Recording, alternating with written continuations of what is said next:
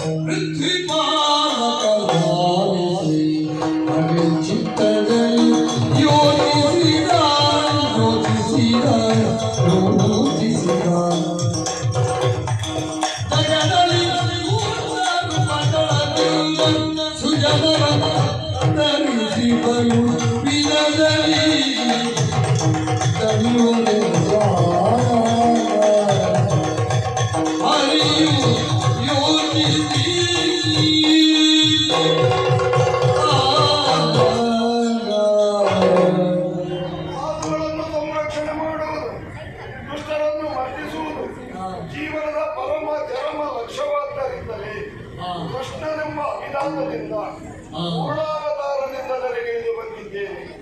ಕಂಸನ ವಧೆಯೇ ಮೂಲ ಉದ್ದೇಶವಾದ್ದರಿಂದ ಕಂಸನ ವಧೆಯನ್ನು ಮಾಡಿದ್ದೇನೆ.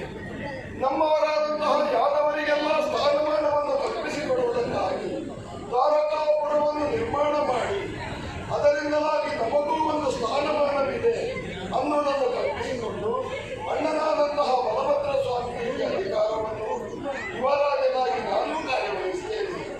ಆದರೆ ನಿತ್ಯವೂ ಹುಲ್ಲುಗಾವಲಿನಲ್ಲಿ ದನಗಳನ್ನು ಮೇಯಿಸಿ ಆ ಮೂಲಕವಾಗಿ ಹೈನುಗಾರಿಕೆಯನ್ನು ಮಾಡುವುದು ನಾವು. ಆಟಕ್ಕೆ ಬರ್ತೇನೆ ನನ್ನ ಗೆಳೆಯರೆಲ್ಲ ಹೇಳಿದ್ರು, ಯಾರೂ ಗೋಚರವಾಗ್ತಾ ಇಲ್ಲ. ಆದ್ದರಿಂದಲೇ ಹೆಬ್ಬಾಗಿಲಿನವರೆಗೆ ಬಂದು ಗೆಳೆಯರ ವೀಕ್ಷಣೆಯಲ್ಲಿ ಇರುವಾಗ ಯಾರೋ ಒಬ್ಬರು ಬರ್ತಾ ಇದ್ದಾರೆ. ಯಾರು